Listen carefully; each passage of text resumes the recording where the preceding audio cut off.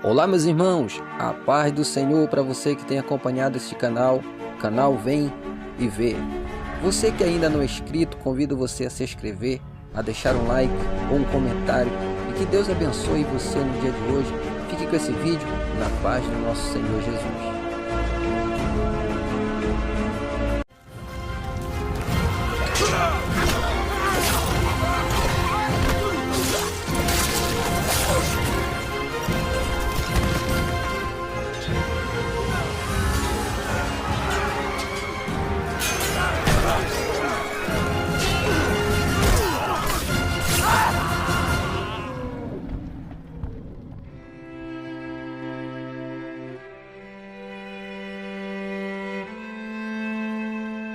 A rebelião de Absalão foi um dos tristes episódios que marcaram a história do rei Davi. Ele conspirou contra o próprio pai e reivindicou o trono de Israel. Como resultado, Davi teve de fugir do próprio filho ao perceber que ele seria capaz de tudo para conseguir alcançar o seu objetivo. Absalão era o terceiro filho de Davi. Ele nasceu em Hebrom e se destacava dos demais por conta da sua característica física. Ele tinha cabelos longos e uma aparência imponente. Aos olhos do povo, certamente ele parecia o candidato perfeito a ser o sucessor do rei Davi no governo de Israel.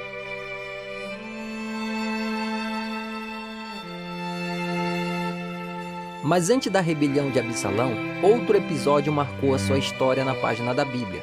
Ele foi o responsável por assassinar o seu meio-irmão, Amnon, que era o filho primogênito de Davi. Amnon havia abusado da sua própria meia-irmã, Tamar.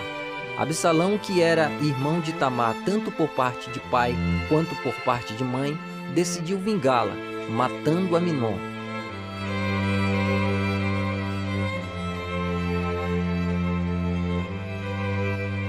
Alguns dos comentaristas enxergam nesse crime de Absalão não somente uma vindicação pelo que ocorreu com Tamar, mas também uma oportunidade para tirar o seu irmão mais velho da linha de sucessão ao trono de Israel.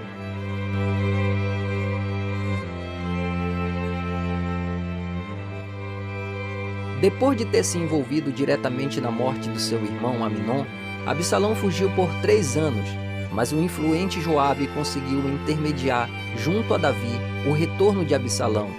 Embora Davi ainda tenha ficado sem falar com ele por aproximadamente mais de 2 anos.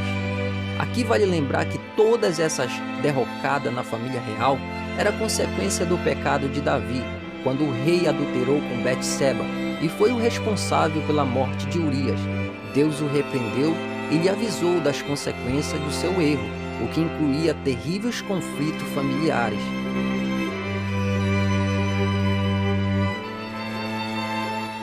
Nesse contexto de intrigas, desgosto, ressentimento e falta de liderança familiar por parte de Davi, Absalão começou as movimentações para tomar o reino do seu pai. Naquele tempo, muita gente em Israel também estava, de certa forma, insatisfeita com algumas coisas no modo que o reino estava sendo conduzido.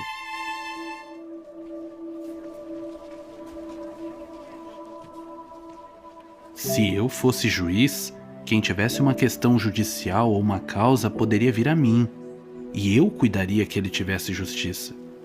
Mas o senhor é da família real. Minha mãe também é da realeza.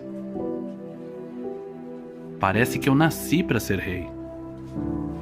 Mas Deus sabe o que é melhor para o seu povo.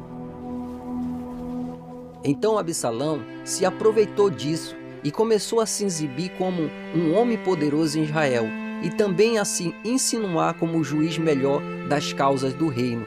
Com isso, a Bíblia diz que ele conseguiu furtar o coração dos homens de Israel.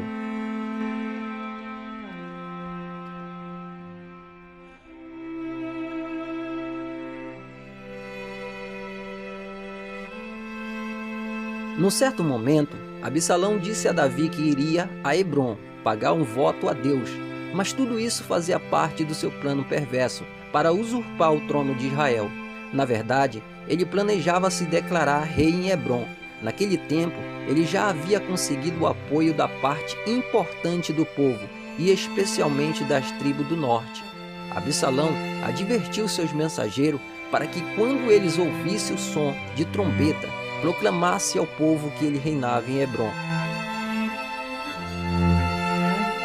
Além disso, ele levou consigo um grupo de 200 pessoas influentes em Israel e também Aitofel, um dos conselheiros de Davi. Aqui é preciso dizer que esses 200 homens seguiram Absalão em sua simplicidade, pois eles não sabiam do seu plano para se apoderar do reino.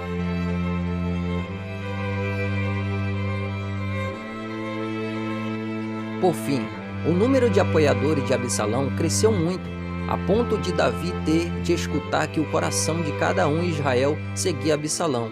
Davi analisou a situação e julgou prudentemente fugir de Jerusalém. Ele sabia que o próximo passo de seu filho seria tentar tomar a cidade, e um enfrentamento ali traria grandes perdas ao povo. Assim, Davi fugiu de Jerusalém, acompanhado por um grupo leal de servos e soldados. O espírito rebelde de Absalão o conduziu à ruína. Davi precisou organizar um exército para lutar contra o próprio filho e pôr um fim àquela insurgência. Mas Davi recomendou calorosamente aos seus homens que poupassem a vida de Absalão. O exército a favor de Davi era menor do que o exército reunido por Absalão. Contudo, mesmo assim, o numeroso exército de Absalão foi derrotado.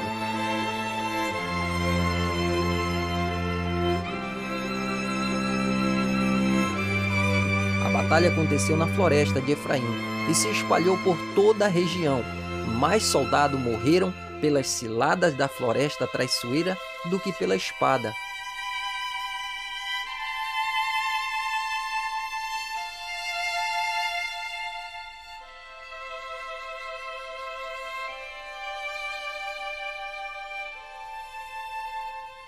Durante a batalha, Absalão montou numa mula e saiu pela floresta, mas ao passar pelos galhos de uma grande árvore, ele acabou ficando preso pela cabeça. Um homem que viu ali não quis matá-lo, em consideração ao pedido de Davi, mas Joabe, um dos comandantes de Davi, tratou de transpassar com dardos o coração de Absalão. Na sequência, 10 de seus escudeiros acabaram de matá-lo.